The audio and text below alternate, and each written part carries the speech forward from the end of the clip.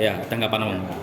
Ya, selama ini kan kita menggema keluar bahwa pengrekrutan tenaga kerja itu didahulukan ring 1. 12 tahun beroperasional.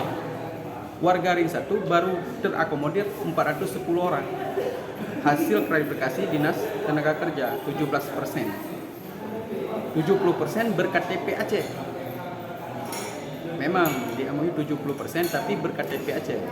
Khusus ring 1 baru 18% atau 410 orang. Yang selama ini menggema keluar memanfaatkan ring 1 selalu. Jadi baru 410.